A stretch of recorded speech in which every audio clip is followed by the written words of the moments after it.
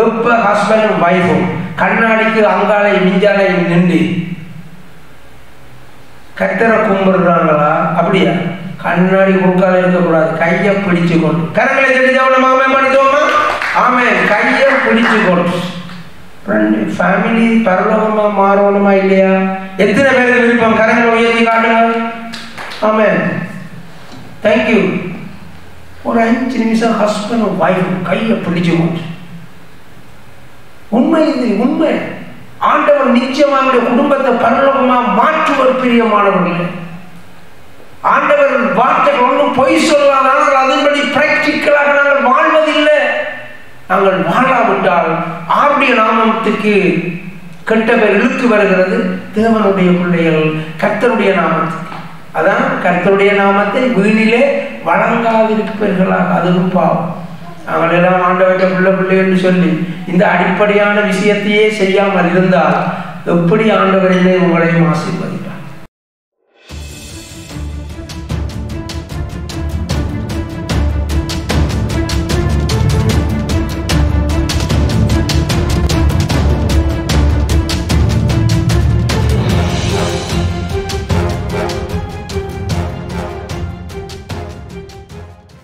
கடவுள் இருக்கிற இடம்தான் கோயில், சர்ச் என்று சொல்லி நாங்கள் பார்க்கிறோம்.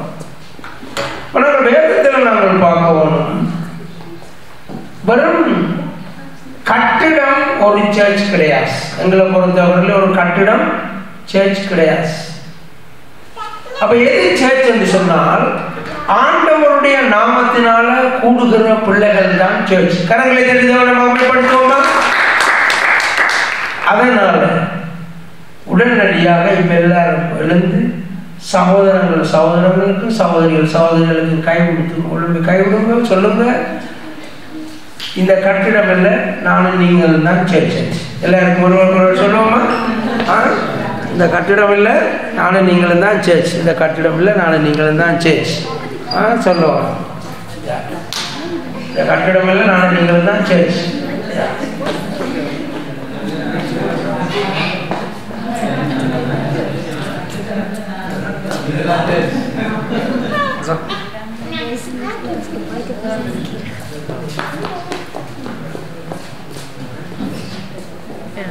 Das, was er hat gesagt. Weißt du, wie bedeutet?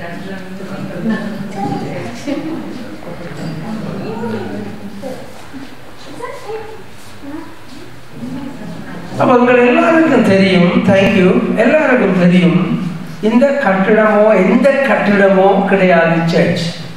Search என்றால் நானும் நீங்களும் தான் சர்ச். அதை மறக்கக்கூடாது. அப்ப இந்த சர்ச்சை நாங்கள் பார்க்கிறோம். மத்தேயு 18, 19, 20 வாசிப்போம். அல்லாமலும் உங்களில் 2 பேர் தாங்கள் வேண்டிக் கொள்ள போகிறத எந்த காரியத்தை குறித்தாகியும் பூமியிலே ஒருமனப்பட்டிருந்தால் பரலோகத்தில் இருக்கிற என் பிதாவினால் அது அவர்களுக்கு உண்டாகும் என்று உங்களுக்கு சொல்லுகிறேன். ஏனெனில் 2 பேராவது 3 பேராவது என் நாமத்தினாலே எங்கே கூடியிருக்கிறார்களோ அங்கே அவர்கள் நடுவிலே இருக்கிறேன் என்றார். எங்களுடைய வாழ்க்கையிலே எங்களுக்கு தெரிய வேண்டிய காரியங்கள், நாங்கள் பூமியிலே வாழ்ந்து கொண்டிருக்கிறோம். இன்னொரு உலகம் இருக்கிறது, இன்னொரு ஆசீர்வாதமான இடம் இருக்கிறது. அதற்கு பெயர் பரலோகம். ஆனால் அந்த பரலோகத்திற்கும் இந்த பூமியிலே வாழுகின்ற எனக்கும் ஒரு தெளிவான தொடர்பு இருந்தால் நானும் நீங்களும் உங்களுடைய வாழ்க்கை ஒரு பரலோகத்தை போல மாறும். கரங்களை தட்டி தேவனை மகிமைப்படுத்துவோம். ஆமென். இந்த பூமியிலே இருக்கிற மாதிரி நானும் நீங்களும் இந்த பூமிக்குரியவைகளை தேடினால் இந்த பூலோகத்துக்குரிய இன்ப துன்பத்தை தான் நாங்கள் அனுபவிக்க முடியும். ஆனால் நானும் நீங்களும் பூமியில வாழ்ந்து கொண்டு இருந்தாலும் பரலோகத்தோட ஒரு தொடர்பிலே இருப்போமா இருந்தால் இந்த பூமியிலே நானும் நீங்களும் அந்த பரலோகத்துக்குரிய ஆசீர்வாதங்களை அனுபவித்துக் கொண்டிருக்க முடியும். பிரியமானவர்களே, தெளிவாக இங்கே நாங்கள் பார்க்கின்றோம். பூமி பரலோகம் தெளிவாக இங்கே குறிப்பிடப்பட்டிருக்கிறது. 2 பேர் ஒருமனப்பட்டிருந்தால் பரவாண்டவருடைய காரியங்கள் அங்கே அவர்கள் நடுவிலே இருக்கிறேன். இப்ப 2 பேர் கர்த்தருடைய நாமத்தினால ஒரு ஃபெலோஷிப்ல இருந்தால் ஆண்டவர் அங்கே இருப்பார். நாங்கள் கேட்கக்கூடாது இனிமேல் யாரையும் பார்த்து கொண்டு சேர்ச்சிக்கு எத்தனை பேர் வாராங்கன்னு கேட்கக்கூடாது. ஏனென்றால் சர்ச் என்று சொன்னால் அது குறைஞ்சது 2 பேர் இருந்தாலே அங்கே மத்தியில் யார் இருப்பார்? ஆண்டவர் இருப்பார். கரங்களை தட்டி தேவனை மகிமைப்படுத்துவோமா? ஆமென். இதுதான் உண்மையான காரியம். இதுதான் உண்மையான சர்ச். இதை நாங்கள் அறிஞ்சிருக்கோம். இதை அறிந்திருந்தால் நானும் நீங்களும் ஆண்டவருக்குள்ள மென்மேலும் மகிழ்ச்சியாக வளர முடியும். அது மாத்திரமல்ல, கணவனும் மனைவியும் ஒரு சர்ச், கணவன் மனைவி பிள்ளைகள் ஒரு சர்ச். ஏன்? நாங்கள் எல்லாரும் ஆண்டவருடைய நாமத்தினால ஒருமனப்பட்டு கூடியிருக்கோம். வீட்டில் நாங்கள் ஜெபம் பண்ண எப்படியாவது நாங்கள் ஜெபம் பண்ணோம். தடைகள் இருந்து கொண்டுதான் இருக்கும். ஒவ்வொரு நாளும் அம்மா புட்ட வைக்க பிந்துவா, அப்பா பிந்தி வேலையால வருவார். அப்படித்தான் ஒரு பிள்ளை கேட்கணும், நான் இப்போதான் லைப்ரரிக்கு போட்டு வர போறேன்னு ஒரு 5 நிமிஷம் எல்லாம் இழுத்து பிடிச்சி நாங்கள் ஜெபம் பண்ணோம். அதுதான் ஒரு குட்டி பரலோகமாக எங்களுடைய குடும்பத்தை மாற்றும். மறக்கக்கூடாது. இந்த வார்த்தை எங்களுக்கு தெரியும், ஆனால் நாங்கள் செயல்படுத்துவது இல்லை. இந்த வார்த்தையின்படி நாங்கள் ஒவ்வொரு நாளும் அனுதினமும் நாங்கள் ஒரு 5 நிமிஷமோ 10 நிமிஷமோ ஒருமனப்பட்ட எங்களுடைய குடும்பத்தில் நாங்கள் இதை கை கொண்டு வந்தாலே எங்களுடைய குடும்பம் ஒரு பரலோகத்துக்குரிய சாயலாக இருக்கும். பிரியமானவர்களே, இந்த வசனம் உண்மையா பொய்யா? உண்மை. True, very true. மிகவும் உண்மையான விஷயம். எங்களுக்கு தெரியும் வசனம், ஆனால் அந்த வசனத்தின்படி வாழ விரும்புறது இல்லை அல்லது வாழ முயற்சிக்கிறது இல்லை. அன்றாடம் பிரச்சனைகள் என்னுடைய கதவை தட்டி கொண்டுதான் இருக்கும். ஆனால் நானும் நீங்களும் அதற்கு மேலாக நாங்கள் அந்த பிரச்சனைகளுக்கு மேலே ஏறி நின்று எங்களுடைய தேவனை நோக்கி பார்க்கும் பொழுது இந்த பிரச்சனைகள் ஒரு ஐஸ் கட்டியை போல கரைந்து போய் மறைந்து விடும். பிரியமானவர்களே, தேவனை நோக்கி வீட்டில் குறைஞ்சது 2 பேராவது நீங்க சேர்ந்திருந்து கூப்பிடுங்க. உங்களுடைய குடும்பம் பரலோகமாக மாறும். நாங்கள் பார்க்கிறோம் எங்க இவங்க வழிபட தொடங்கினாங்க. வாசிப்போம் ஆதியாகமம் 4:26. சேத்துக்கும் ஒரு குமாரன் பிறந்தான், அவனுக்கு ஏனோஸ் என்று பெயரிட்டான். அப்பொழுது மனுஷர் கர்த்தருடைய நாமத்தை தொழுது கொள்ள ஆரம்பித்தார்கள். எங்களுக்கு தெரியும் யார் இந்த சேத்தன்று. இந்த சேத்து யாரு? ஆதாம் ஏவாளுடைய பிள்ளைகள். ஆறு காயின் ஆபேல். இடைக்குள்ள ஆபேலுக்கு என்ன நடந்தது? சகோதரன் கொலை செய்து விட்டார். சகோதரன் கொலை செய்த பிறகு சேத் பிறந்தார். அதுக்கு பிறகு வேறு பிள்ளைகளும் பிறந்தார்கள். அப்ப எங்களுக்கு தேவை இந்த இயேசு கிறிஸ்துவினுடைய வம்சம் வரை வருகின்ற லிஸ்ட் எங்களுக்கு தேவை. அதுதான் பைபிள்ல இருக்குது. சில காரியங்கள் விலகி போன குடும்பங்களை குறித்து கொஞ்சம் இதுக்கு வரும் சரித்திரத்தில், அதுக்கு பிறகு வராது. இப்ப இந்த இடத்துல நாங்கள் பார்க்கின்ற காரியம், ஆபேலுடைய மரணத்துக்கு பிறகு சேத் கிடைச்சார். சேத்துவுக்கு பிறந்த பிள்ளை ஏனோஸ். ஏனோஸ் பிறந்த உடனே அவங்க கர்த்தரை என்ன செய்தாங்களா? தொழுது கொள்ள தொடங்குறாங்கன்னு சொல்லி நாங்கள் வேதத்தில் நாங்கள் பார்க்கிறோம். அப்ப அதுக்கு முதல் ஆதாம் தொழுது கொண்டார்களா? ஆபேல் காணிக்க செலுத்தினாங்க, தொழுது கொண்டாங்களா? இங்கதான் தொழுது கொண்டார்கள் என்ற வார்த்தை வருகிறபடினால இங்கதான் நாங்கள் கவனிக்கலாம். ஆனால் இந்த காயினும் ஆபேலும் கடவுளுக்கு என்ன செய்தாங்க? காணிக்க கொடுத்தாங்க. 2 பேர், குறைஞ்சது 2 பேர் கூடுற இடத்துல கர்த்தர் வருவாரா இல்லையா? வாசிப்போம் ஆதியாகமம் 4:3-4. சில நாள் சென்ற பின்பு காயின் நிலத்தின் கனிகளை கர்த்தருக்கு காணிக்கையாக கொண்டு வந்தான். ஆபேலின் தன் மந்தையின் தலையீட்டுகளிலும் அவைகளின் கொழுமையானவைகளிலும் சிலவற்றை கொண்டு வந்தான். ஆபேலையும் அவன் காணிக்கையும் கர்த்தர் அங்கீகரித்தார். ஆமென். அப்ப காயின் கனிகளை கொண்டு வந்தார், ஆபேல் ஆடுகளை கொண்டு. ஞாபகத்தில் இருக்கும், காயின் கனிகளை கொண்டு வந்தார், ஆபேல் ஆடுகளை மந்தைகளை கொண்டு வந்தார் என்று சொல்லி நாங்கள் பார்க்கிறோம். ஆபேலையும் அவன் காணிக்கையையும் கர்த்தர் அங்கீகரித்தார் என்றால் கர்த்தர் இந்த காணிக்கையை கண்டாரா இல்லையா? இந்த 2 பேர் ஒருமனப்பட்டு தேவனை தேடினதை கர்த்தர் கண்டாரா இல்லையா? கர்த்தர் அந்த இடத்துல அவர் சமூகம் பண்ணினார், அவர் அந்த இடத்துல வாசம் பண்ணினார். அதனால ஆபேலுடைய காணிக்கையை அவர் அங்கீகரித்தார். கரங்களை தட்டி தேவனை மகிமைப்படுத்துவோமா? ஆமென். அப்ப ஏனோஷ் பிறந்த பிறகு தொழுது கொண்டார்கள் என்பது உண்மை. ஆனால் இங்க நாங்கள் பார்க்கிறோம், ஆதாம் ஏவாள் இருக்கிற அந்த 2 பேர் இருந்த இடத்துல தேவன் உலாவுகிறவராய் இருந்தார். அப்ப தேவன் அங்கே இருந்தார் 2 பேர் இருந்த இடத்துல. இந்த இடத்துல அண்ணனும் தம்பியும் காயினும் ஆபேலும் காணிக்கை செலுத்தினார்கள். கர்த்தர் அந்த இடத்துல இருந்தாரா இல்லையா? கர்த்தர் இருந்தார் என்று சொல்லி நாங்கள் பார்க்கிறோம். எனவே எங்களுடைய வாழ்க்கையில எனக்கும் உங்களுக்கும் தெளிவான ஒரு காரியம் தேவை. என்ன தேவை? எப்ப ஹஸ்பண்டும் வைஃபும் கண்ணாடிக்கு அங்காலை மிஞ்சாலை நின்று கர்த்தரை கும்பிடுறாங்களா? அப்படியா? கண்ணாடி குறுக்கால இருக்கக்கூடாது, கையை பிடிச்சு கொண்டு கரங்களை தெரிஞ்சவன மேம்படுத்துவோமா? ஆமே, கையை பிடிச்சு கொண்டு ஃபேமிலி பரலோகமா மாறணுமா இல்லையா? எத்தனை பேருக்கு விருப்பம்? கரங்களை உயர்த்தி காட்டுங்க. ஆமே, தேங்க்யூ. ஒரு 5 நிமிஷம் ஹஸ்பண்ட் வைஃப் கையை பிடிச்சு கொண்டு. உண்மை, இது உண்மை. ஆண்டவர் நிச்சயமாக குடும்பத்தை பரலோகமா மாற்றுவர். பிரியமானவர்களே, ஆண்டவர் வார்த்தைகள் ஒன்றும் பொய் சொல்லாதால் அதன்படி பிராக்டிக்கலாக நாங்கள் வாழ்வதில்லை.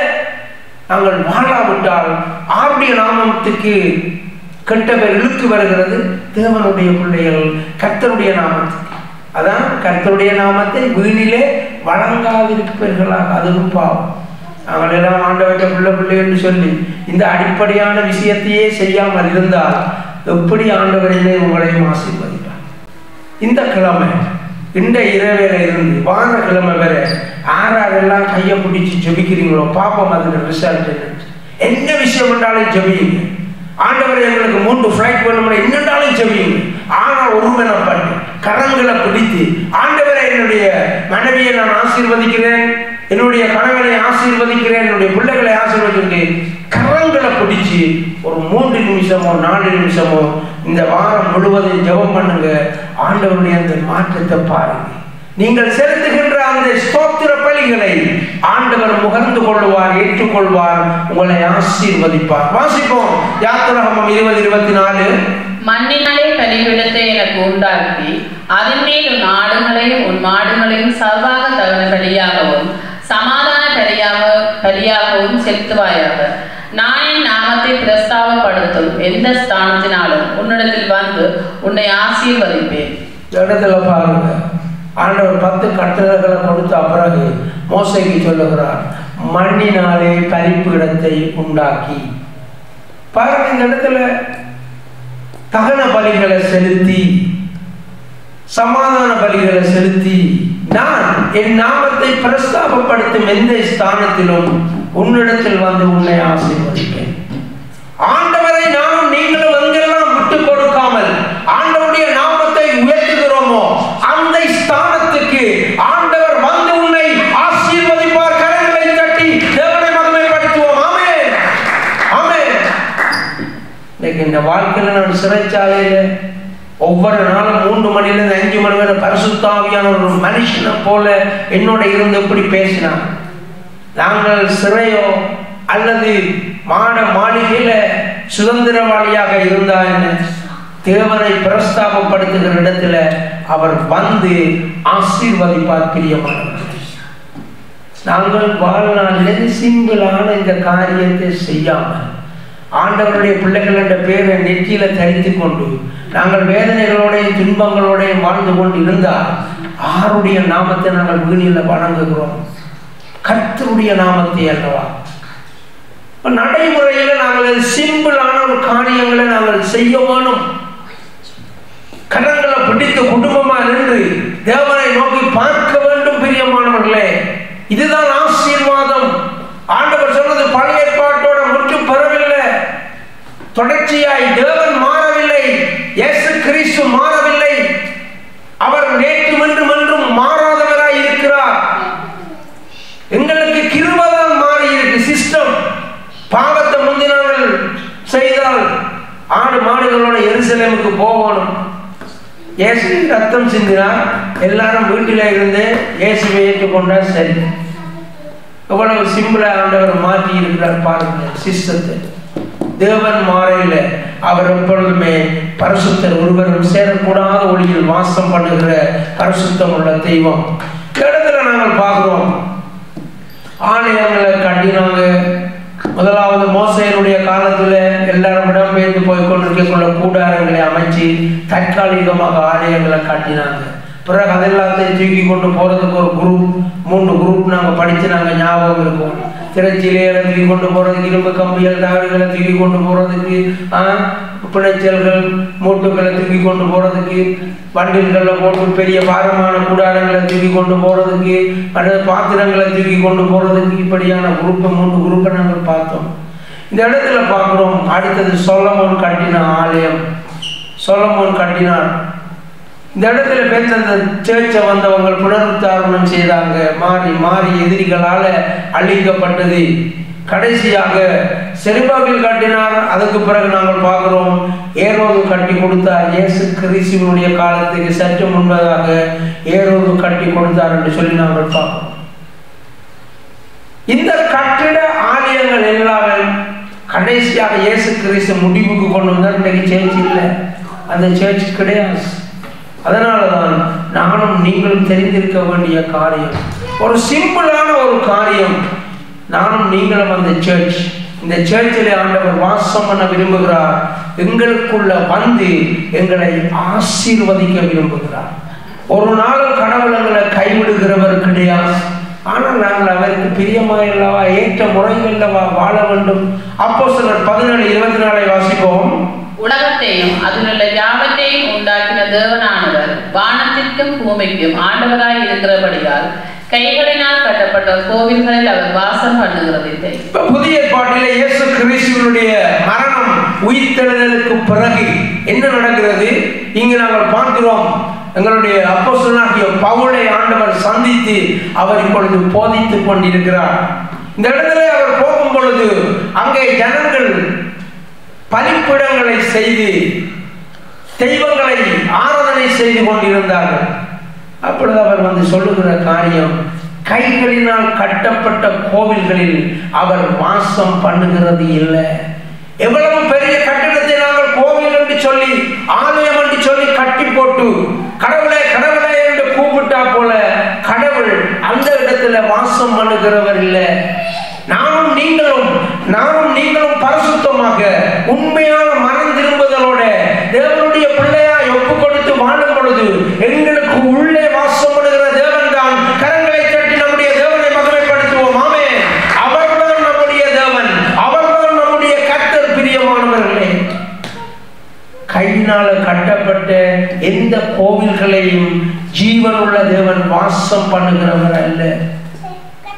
அதனால எங்களுக்கு தெரிய வேண்டிய காரியம், ஆண்டவரை நாங்கள் மெய்யாய் தேடுவோமா இருந்தால் கடுமையா ஒன்றும் செய்ய தேவையில்லை.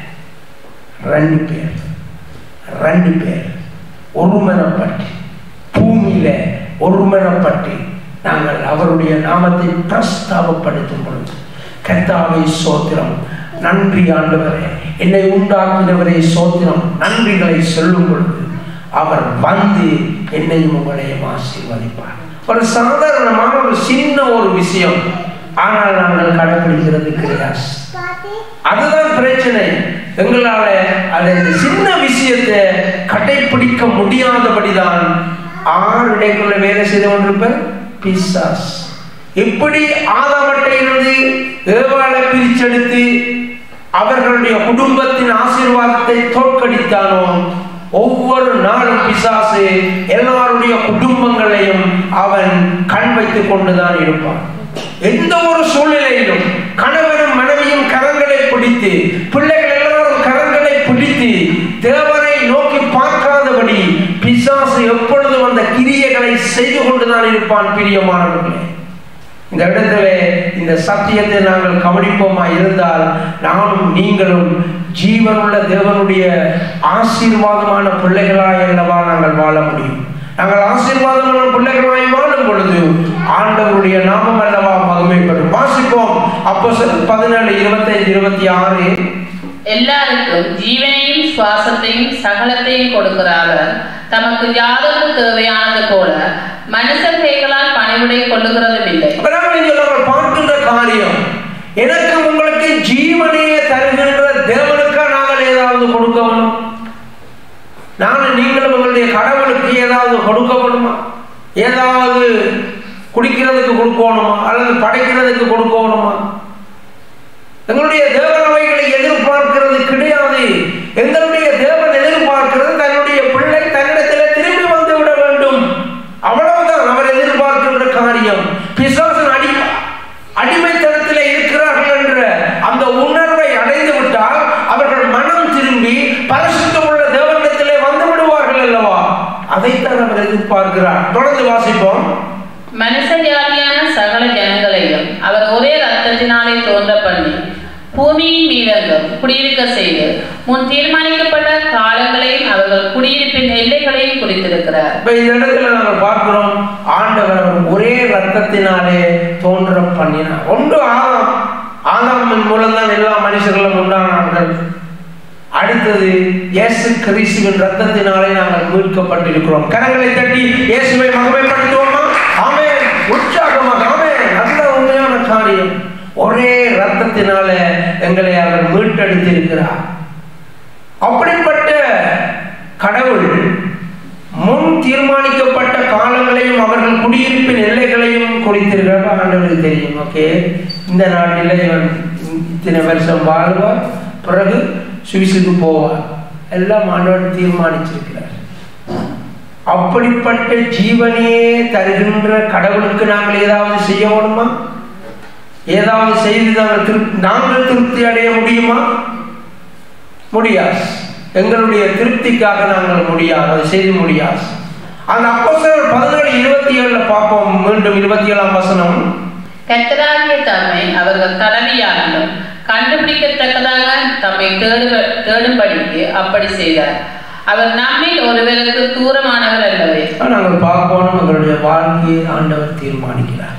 இத்தனை காலம் வரை இன்ன இடத்துல, இத்தனை காலம் வரை இன்ன இடத்துல, இத்தனை காலம் வரை இன்ன இடத்துல என்று தீர்மானிக்கிறது எல்லாம் நம்முடைய ஆண்டவர். ஆமென் சொல்லுவோமா? ஆமென். அப்படிப்பட்ட கடவுளுக்கு நானும் நீங்களும் அவர் திருப்தி அடைவார் என்று சொல்லி எங்கள்கிட்ட கையாலே ஒன்றுமை செய்ய வேண்டிய அவசியம் கிடையாது. இந்த இடத்துல நானும் நீங்களும் கவனிக்க வேண்டிய காரியம் இதுதான். கர்த்தராகிய தம்மை அவர்கள் தடவையாகிலும் கண்டுபிடிக்கத்தக்கதாக தம்மை தேடும்படிக்கு அப்படி செய்தார். அவர் நம்மில் ஒருவருக்கும் தூரமானவர் அல்ல. ஒவ்வொரு நாளும் ஆண்டவரை தேடுகிற பழக்கம் இருக்கும். அன்றாடம் கண்ணை விழிச்சால் 1000 பிரச்சனைகள் எங்களுக்கு முன்பாக இருக்கிறது. இந்த பூமியில எல்லாருக்குமே அது இருக்கிற ஒரு காரியம். ஆனால் நானும் நீங்களும் அவருடைய சாயலானை விழித்தளவும், நாங்கள் விழிக்கும் பொழுதே அவருடைய சாயலை காணவும், தேவனுடைய மகிமையை காணவும், அவருடைய அன்பை காணவும். நானும் நீங்களும் ஆண்டவர் இன்றைக்கு கேட்கின்ற காரியத்தை மறக்கக்கூடாது. 2 பேர் ஒருமனப்பட்டிருந்தாலே பெரிய வெற்றி. ஆண்டவர் நம்முடைய வாழ்க்கையை மாற்றுவார். அவரை உயர்த்தும் பொழுது வந்து அவர் ஆசீர்வதிப்பார். நாங்கள் தேவனை சரியான முறையிலே தேடுகிறவர்களாக இருப்போம். வாசிப்போம் அப்போஸ்தலர் 20:28. ஆகையால் உங்களை குறித்தும் தம்முடைய சுய ரத்தத்தினாலே சம்பாதித்துக் கொண்ட தமது சபையை மேய்ப்பதற்கு பரிசுத்த ஆவி உங்களை கண்காணிகளாக வைத்த மந்தை முழுவதையும் குறித்து எச்சரிக்கையாய் இருங்கள். நாங்கள் தெளிவாக பார்த்தோம், சர்ச் என்று சொன்னால் வரும் கட்டிடம் கிடையாது. நானும் நீங்களும் தான் அந்த கட்டிடம். நானும் நீங்களும் தான் தேவனுடைய ஆலயம், தேவனுடைய சபை. ஜனங்கள் தான் தேவனுடைய சபை. இந்த இடத்துல நாங்கள் பார்க்கின்ற காரியம். ஆகையால் உங்களை குறித்தும் தேவன் தம்முடைய சுய ரத்தத்தினாலே சம்பாதித்துக் கொண்ட தமது சபையை, ஆகவே ஒவ்வொரு பிள்ளைகளையும் இயேசு கிறிஸ்து தம்முடைய ரத்தத்தினாலே மீட்டெடுத்திருக்கிறார். அவர்கள்தான் சபை. தேவனுடைய இயேசு கிறிஸ்துடைய ரத்தத்தினாலே மீட்கப்பட்டவர்கள் தான் சர்ச். ஆகையால் உங்களை குறித்தும் தேவன் தம்முடைய சுய ரத்தத்தினால் சம்பாதித்துக் கொண்ட தமது சபையை மேய்ப்பதற்கு பரிசுத்த ஆவி உங்களை கண்காணிகளாக வைத்த. எவ்வளவு கணக்கு விஷயம் இருக்கு. இந்த சபைக்கு யார் கண்காணி? ஆனால் தமது சபையை மேய்ப்பதற்கு யார் இருக்கிறார்? பரிசுத்த ஆவியானவர். மேய்ப்பதற்கு என்னையும் உங்களையும் பரிசுத்த ஆவியானவர் என்ன செய்திருக்கிறார்கள்? நியமிச்சிருக்கிறார். அதனால நிறைய விஷயம் இருக்கு. சபையில் இருக்கிற மந்தைகள் ஒரு பக்கம், மேய்ப்பன் ஒரு பக்கம், பரிசுத்த ஆவியானவர் அவருக்கு மேலே இயேசு கிறிஸ்து மீட்டு ஒரு ஜன கூட்டத்தை சேர்த்திருக்கிறார். நிறைய வேலை சேர்ச்சு சொன்னான். ஜீசஸ் செயல்பட்டிருக்கிறார், பரிசுத்த ஆவியானவர் செயல்பட்டு கொண்டிருக்கிறார். ஒருவர் தலைவராக ஆண்டவர் நியமிச்சிருக்கிறார், மந்தைகளாக கீழ்ப்படிந்திருக்கணும். இவைகள்லாம் சர்ச். ஆண்டவர் இந்த காரியத்தை நமக்கு விளங்கப்படுத்துகிறார். அப்ப நம்முடைய சர்ச்சில் இருக்கிற பிள்ளைகள் எல்லாருமே மெய்யான ஆசீர்வாதத்தை நாங்கள் சுதந்திரிக்க வேண்டுமா இருந்தால் மேலே நாங்கள் காண்பித்த இந்த வார்த்தைகளின்படி அன்றாடம் வாழ்வதிலே கவனம் செலுத்த வேண்டும். 2 பேர் ஒருமனப்பட்டிருக்கோம். ஆண்டவர் தெளிவாக சொல்கிறார், பூமியிலே ஒருமனப்பட்டிருக்கோம், பரலோகத்தில் இருந்து உங்களுக்கு பதில் வரும். எவ்வளவு பெரிய ஒரு சத்தியம், எவ்வளவான ஒரு சாதாரணமான காரியம். ஆண்டவர் என்னையும் உங்களை உடலை வருத்தி ஏதாவது செய்ய வேணும் என்று ஆண்டவர் சொல்ல இல்லை. ஆண்டவர் சொன்னார் 2 பேர் ஒருமனப்பட்டு அவருடைய நாமத்தை பிரஸ்தாபப்படுத்தும் பொழுது அவர் வந்து உன்னை ஆசீர்வதிப்பார் என்று சொல்லி இருக்கிறார். நம்முடைய வாழ்க்கை மாற வேண்டும். நானும் நீங்களும் ஆண்டவருடைய நாமத்தை வீணிலே வழங்கக்கூடாது. அவருடைய நாமம் மகிமைப்படுகிற பிள்ளைகளாய் வாழணும். அப்போஸ்தலர் 2:46-47 கவனிப்போம். அவர்கள் ஒருமனப்பட்டவர்களாய் தேவாலயத்திலே அனுதினமும் தெரிந்திருந்த வீடுகள் தோறும் அப்பம் விட்டு மகிழ்ச்சியோடும் கவனமில்லாத இருதயத்தோடும் போஜனம் நாங்கள் பார்க்கிறோம். தேவாலயத்திலே அனுதினமும் தரித்திருந்து காத்திருந்து ஆண்டவருடைய தேவாலயம் என்னதுக்கு எல்லா பிள்ளைகளும் இந்த காலத்தில் சேர்ச்சி இல்லை. எல்லாம் 70ஆம் ஆண்டு காலத்தில் கிறிஸ்துவுக்கு பின் 70க்கு பிறகு லட்சக்கணக்கான ஆட்களை கொலை செய்து ரோமர்கள் எல்லாரையும் அழித்தொழித்து சேர்ச்சி மேல் எரிச்சு போட்டாங்க. அதனால் கூடுகிற சபை கூடுகிற இடம் தான் சர்ச். இதுதான் சர்ச். வீடுகள் தோறும் அப்பம் விட்டு மகிழ்ச்சியோடும் கவனமில்லாத இருதயத்தோடும் போஜனம் பண்ணினா இன்றைக்கு கொஞ்சம் பேர் வீட்டை நிற்கணும். என்ன உபதேசம்? சர்ச்சுக்கு போக தேவையில்லை, வீட்டை இருந்து அப்பம் கொட்டி சாப்பிட்றோம். அது கிடையாது. வீடுகள் தோறும் என்றால் நான் உங்கள்கிட்ட வீட்டை விசிட் பண்ணுறது, நீங்கள் எங்கள்கிட்ட வீட்டை விசிட் பண்ணுறது. வீடுகள் தோறும் அப்பம் விட்டு மகிழ்ச்சியோடும் கவனமில்லாத இருதயத்தோடும் போஜனம் பண்ணி, அப்போ எந்த விதமான வேறுபாடுகள் இல்லாமல் நானும் நீங்களும் அவரவர் வீடுகளில் போய் அந்த காலத்தில் நடந்த காரியம் இதுதான். வீட்டில் இருந்த சர்ச்சுக்கு போகாதீங்க என்கிற வசனமும் கிடையாது. தெளிவாக இருக்கிறது. தேவாலயத்திலே அனுதினமும் தரித்திருந்து இவங்க பிரதானமான விஷயம் எல்லாரும் சேர்ந்து ஆராதிக்கிற ஒரு இடம், அதை மறக்கக்கூடாது.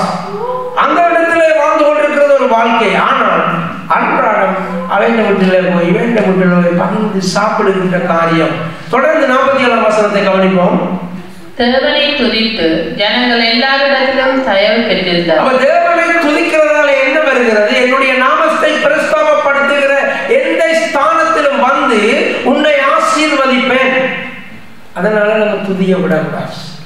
வீட்டில் ஒரு 5 நிமிஷமோ 10 நிமிஷமோ கரங்களை பிடிச்சு நீங்க என்ன வேணும்னு கேட்குறீங்களோ இல்லையோ எனக்கு தெரியாது.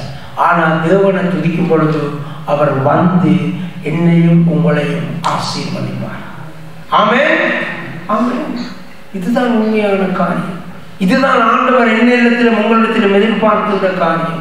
ஒரு நாளும் நானும் நீங்களும் ஆண்டவருடைய நாமம் தூஷிக்கப்படத்தக்கதாக வாழக்கூடாது. ஆண்டவர் என்னையும் உங்களையும் ஆசீர்வதிக்க விரும்புகிறார். இந்த சாதாரணமான காரியத்தை எங்களால் செய்ய முடியாதபடி பிசாசு தெளிவாக கிரியை செய்து கொண்டிருப்பான். சின்ன விஷயத்துல முரண்பாடு. கணவன் மனைவியும் கைப்பிடிச்சே வருஷ கணக்கு இருக்கு. உண்மையா பொய்யா அன்றாடம் பாருங்க. ஆண்டவருடைய பிள்ளைகள் அப்படி வாழ முடியாது. இது பிசாசனுடைய காரியம். இன்றைக்கு பிடிக்கணும் விருப்பம் இல்லை. கையை உதறி எறிஞ்சாலும் என்ன செய்யணும்? பிடிக்கணும். இன்றைக்கு தீர்மானம் எடுக்கணும். இன்றைக்கு எப்படியாவது மனுஷனை பெருட்டி கிருட்டி கையை பிடிக்கணும் சொல்லி தீர்மானம். உங்களுக்கு ஆசீர்வாதம் வேணும் என்றால் சத்தியத்தின்படி வாழணும். ஆண்டவருடைய வார்த்தைகள் ஒரு நாளும் வீணே திரும்பாது. அது அறுவடையோட வரும், ஆசீர்வாதத்தோடு வரும். அதனால ஆண்டவருடைய வார்த்தையின்படி நாங்கள் வாழ்வதிலே கவனம் செலுத்துவோம். வாசிப்போம் தொடர்ந்து. என்ன நடக்கிறது? ரட்சிக்கப்படுகிறவர்களை கர்த்தர் அனுதினம் சபையிலே சேர்த்து கொண்டு வந்தார். சேர்ச் என்றால் என்ன இப்ப விளங்கிட்டு? சேர்ச் என்றால் கட்டிடம் அல்ல, நானும் நீங்களும் என்று சொல்லி நாங்கள் ஒருவருக்கு ஒருவர் கரங்களை குறித்து அறிக்கை பண்ணினோம். யார் இந்த நானும் நீங்களும் என்று சொன்னால் ரட்சிக்கப்பட்ட பிள்ளைகள். ரட்சிக்கப்பட்ட பிள்ளைகள் எல்லாரும் சேர்ந்துதான் தேவனை நோக்கி நாங்கள் துதிக்க முடியும். நாங்கள் துதிக்கும் பொழுது என்ன நடக்கிறது? தேவன் வந்து என்னையும் உங்களையும் ஆசீர்வதிப்பார்.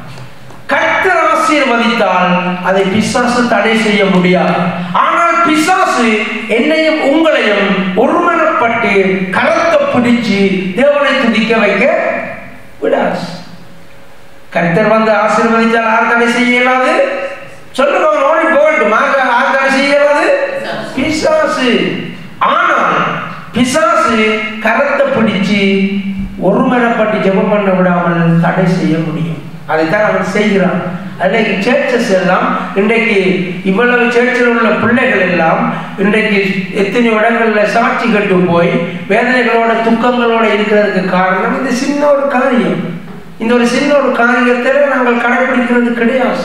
சர்ச்சுக்கு போய் என்னவும் செய்யலாம், ஆனால் ஒருவருக்கு ஒருவர் ஒரு மனமாய் செயல்படுத்த முடியாதபடி அவன் காரியத்தை செய்து கொண்டிருப்பான். இதுதான் விஷயம்.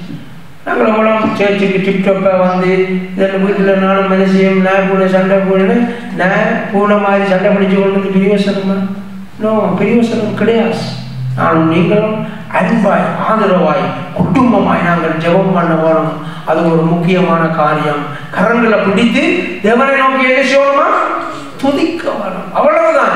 அவர் வந்து என்னையும் உங்களையும் ஆசீர்வதிப்பார். அப்போ அவங்களுக்கு சேர்ச்செல்லாம் அன்றைக்கு சிம்பிளாக விளங்கிட்டது. அவர் சேர்ச்சில் ரட்சிக்கப்பட்டவர்கள் எப்படி? இயேசுவின் ரத்தத்தினால். என்ன ரத்தம்? சுய ரத்தம். இயேசுடைய சொந்த ரத்தத்தினால மீட்கப்பட்டவர். யார் நடத்துறது சபையை? யார் பொறுப்பாக்களை யார் நியமிச்சிருக்கிறாரா? படித்தவர்களுக்கு முதல் வசனம் பரிசுத்த ஆவியானவர். பரிசுத்த ஆவியானவர் பொறுப்பு நியமிச்சிருக்கிறார். சேர்ச்சென்றால் ஒரு ஒழுங்கு இருக்கும். ஒழுங்கு 6 இன்றைக்கு பாட்டு, 6 இன்றைக்கு ஓகன, 6 ராம, 6 காணிக்கை எடுக்க என்னவோ பரிசுத்த ஆவியானவர் நியமிச்சிருக்கிறார். மேற்பர்களை நியமிச்சிருக்கிறார். பாருங்க, மந்தைகளை கவனிப்போம். இந்த இடத்துல நாங்கள் பார்க்கின்ற காரியம் சபை என்று சொன்ன பழைய அவர்கள் சேர்ச்சில் அனுதினமும் தரித்திருந்து வீடுகள் தோறும் என்ன செய்தார்கள்? அப்பம் கட்டி உண்டார்கள் என்று சொல்லி நாங்கள் பார்க்கிறோம். அப்ப நாங்கள் பார்க்கிறோம், போஜனமும் இருக்கிறது, துதியும் இருக்கிறது, தேவனை பிரஸ்தாபப்படுத்துறதும் இருக்கு. அந்த காலத்தில் அவங்க என்ன செய்தாங்க? எல்லாத்தையும் கொண்டு வந்து பகிர்ந்து கொண்டார்கள் என்று சொல்லி நாங்கள் பார்க்கிறோம்.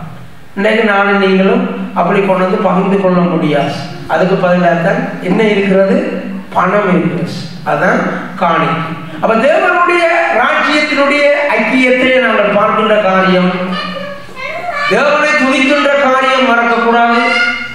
எல்லாரும் சேர்ந்து சாப்பிடுகின்றது மறக்கக்கூடாது. ஒருவரை ஒருவர் கடன் பண்ணினது மறக்கக்கூடாது.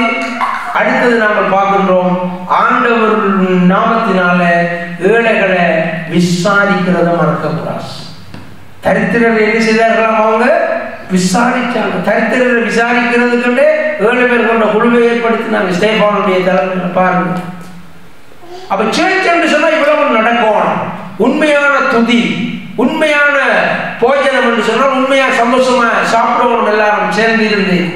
அதே போல உண்மையான அன்பு, ரெஸ்பெக்ட், எல்லாரும் ஒருவர் கணம் பண்றதுல முந்திக் கொள்ள வேணும். அதே போல உண்மையான பகிர்ந்து கொள்ளுதல். நான் நடுவோம் சொல்றேன், எங்களுடைய சேர்ச் வளர்ந்து நிறைய காசு இருந்தால், சேர்ச்சில் யாராவது வேதனையோட துக்கத்தோட கவலையோட கடனோட இருந்தால் எங்களாலே அதை நிவர்த்தி செய்யக்கூடிய அளவுக்கு எங்களுடைய சேர்ச் இருக்கும். அதான் உண்மை, அதான் தரிசனம். சேர்ச் என்றால் அதுதான். ஆகவே நானும் நீங்களும் இனிமேல் சேர்ச் என்று சொன்னால் ஒரு கட்டிடத்தை நினைச்சு கொண்டிருக்க கூடாது. நாங்கள் அந்த இடத்துல போன சேர்ச், அந்த கட்டிடம் வடிவு, இந்த கட்டிடம் வடிவில்லை, இந்த கட்டிடம் வடிவு, அந்த கட்டிடம் வடிவில்லை, ஒன்றும் பிரயோஜனம் கிடையாது. சேர்ச் என்றால் ஆண்டவருடைய நாமத்தினால கொடுக்கிற நானும் நீங்களும் தான் சேர்ச். எல்லாரும் வளர்ந்து நிற்பமா பாட ஆசீர்வாதம் நிரம்பி வழிந்தோடும். Come and see. நம் கண்ணீர் யாவையும் இயேசு துடைத்திடுவார். தேவன் எழுந்தருள்வார். J. Mission Church, Mosüslichstraße 32, 6032 Emmen, Luzern. Halleluja, Halleluja, அவருக்கே மகிமை. Halleluja, Halleluja, அவருக்கே கனம். Halleluja, Halleluja, அவருக்கே துதிகள். Halleluja, Halleluja.